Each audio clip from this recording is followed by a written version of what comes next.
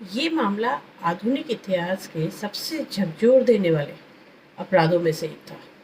James vulgar का अपहरण और हत्या। ये इंसिडेंट है 12 फरवरी 1993 की। 12 फरवरी को एक शॉपिंग सेंटर से 2 साल के जेम्स को 10 साल के लड़कों ने ले लिया, रॉबर्ट थॉम्सन और जॉन वेनेबल्स। जेम्स अपनी माँ के साथ था और कुछ पलों की नज़र हटते ही ये दोनों उसे अपने साथ ले गए और दोनों लड़के उसे कई किलोमीटर तक अपने साथ लेकर गए। रास्ते में लोगों ने देखा, लेकिन क्योंकि जेम्स इतने आराम से उनके साथ जा रहा था कि लोगों को लगा कि शायद ये उनके भाई ही होंगे, इसलिए किसी ने भी उनको रोकने की कोशिश बिल्कुल भी नहीं करी। देखिए, ये जो स्टोरी है मैं आपको इसलिए बता रही हूँ कि किस तरह से, किस माहौल में क्या कारण होते हैं कि बच्चों के अंदर इस तरह की एक प्रवृत्ति हमें देखने को मिलती है। हम बच्चों की साइकोलॉजी को समझने की कोशिश करेंगे। तो जैसा कि मैंने कहा कि वो उसे अपने साथ तक काफ़ी दूर तक लेके गए और ऐसा कहा जाता है कि बाद में उसे रेलवे लाइन के पास ले जाकर उन्होंने उसे काफ़ी ही बेरहमी से मार दिया था और उन्होंने सबूत छुपाने के लिए, ताकि उन्हें कोई पकड़ ना सके। अब आप देखिए, अगर वो सबूत छुपा रहे हैं विच मीन्स कि उन्हें पता था कि उन्होंने जो भी किया है वो गलत है, तो उन्होंने सबूत छुपाने के लिए शव को ट्रैक के रखने की कोशिश भी की थी। और ये इस घटना ने पूरे यूके को हिला दिया था, खासकर इसलिए क्योंकि जो आरोपी थे वो भी बच्चे थे। सीसीटीवी की फुटेज जिसमें वे जेम्स को ले जाते दिखे बहुत ही इम्पॉर्टेंट एक सबूत बना और बाद में उन दोनों को अरेस्ट कर लिया गया था। 1993 में ऐसा माना जाता है कि उन्हें दोषी ठहरा दिया गया था और आधुनिक ब्रिटिश इतिहास के सबसे कम उम्र के दोषी के रूप में उन्हें मतलब ये उन्हें पहचाना गया था।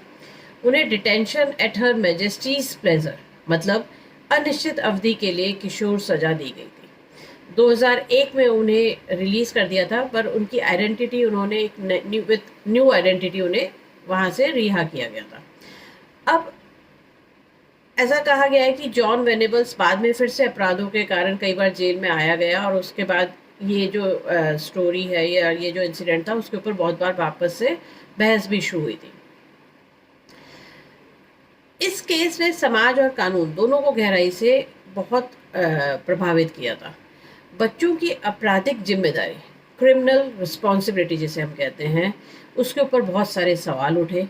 क्रिमिनल साइकोलॉजी और जुवेनाइल जस्टिस सिस्टम में कई आर्ग्यूमेंट्स हुए। मीडिया और कानून में भी नाबालिग अपराधों के साथ व्यवहार बदलने पर काफ़ी इसके ऊपर डिस्कशंस हुए थे। अब अगर हम लोग इसे साइकोलॉजिकल पॉइंट ऑफ व्यू से समझने की कोशिश करें, तो इसके अंदर सबसे ज़रूरी और सबसे पहला पॉइंट जो मैं मानती हूँ वो ये है कि बचपन में हिंसा या उपेक्षा का असर, यानी कि एम्पैथी का ठीक से विकसित ना होना।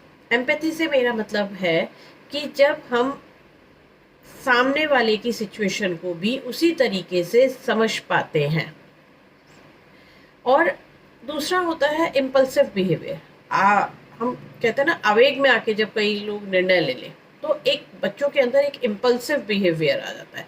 सबसे पहले हम बच्चों को एम्पैथी नहीं सिखाते और उसके बाद एक उनके अंदर इम्पल्सिव बिहेवियर जो है वो डेवलप होने लगता है। और थर्ड पॉइंट जो मैं मानती हूँ वो होता है पीयर इन्फ्लुएंस। आपकी आपकी दोस्ती कैसे लोगों के साथ है, आपके साथ में किनके साथ आपका उठना बैठना है। तो पीयर इन्फ्लुएंस भी एक बहुत बड़ा रीज़न बनता है जहाँ पे हमें ऐसे कई कहते हैं ना कि मनोवैज्ञानिक और सामाजिक कारणों का मिश्रण देखने को मिलता है।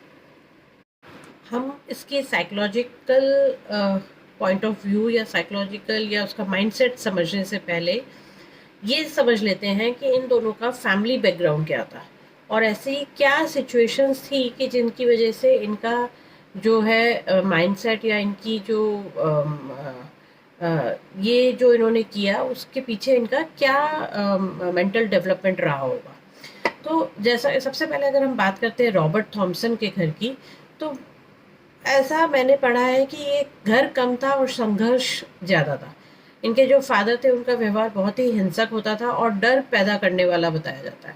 घर में अक्सर झगड़े होते रहते थे और स्टेबिलिटी नहीं थी, और इनकी मदर जो थी वो खुद इमोशनल प्रेशर में थी और बच्चों को स्टेबल केयर देना बहुत मुश्किल था उनके लिए। तो एक बच्चा जो रोज़ डर और क्योस देखता है, वो अपने आप को इस सोसाइटी में कभी भी सेफ महसूस नहीं करेगा। तो ये एक कारण था कि रॉबर्ट का जो है माइंडसेट उस तरीके से या क्रिमिनल तरीके से डेवलप हुआ होगा, क्योंकि उसने अपने घर में हमेशा हिंसक व्यवहार ही देखा है। उन्होंने अपनी मदर को भी इमोशनल प्रेशर में ही देखा है। तो उनके अंदर भी वही हिंसक जो है प्रवृत्ति डेवलप हो रही थी। वहीं जो दूसरा बच्चा था जॉन वेनेबल्स, उसका माहौल भी घर का ऐसा ही कुछ था। कहा जाता है कि जॉन वेनेबल्स का जीवन भी पूरी तरह से बैलेंस्ड नहीं था। उनके घर में भी इंस्टेबिलिटी रहती थी और इमोशनल सपोर्ट के नाम पर उनके पास कुछ भी नहीं था। वो अपने आप को हम मतलब बहुत ही अकेला फील करते थे, लोनलीनेस बहुत ज़्यादा थी। लेकिन जब दो एक ऐसी फैमिली से दो बच्चे आए जहाँ पे उनको स्टेबिलिटी नहीं मिला, जहाँ पे उनकी फैमिली के अंदर इमोशनल कनेक्ट नहीं था, जहाँ पे उनके पास कोई घर में बात करने वाला नहीं था, उन्हें समझने वाला नहीं था, तो दो ऐसे बच्चे जब एक साथ मिले तो ये एक बहुत ही डेंजरस कॉम्बिनेशन हो गया, क्योंकि दोनों का आप सोचिए क्या मेंटल डेवलपमेंट हुआ होगा और किस डायरेक्शन में हुआ होगा।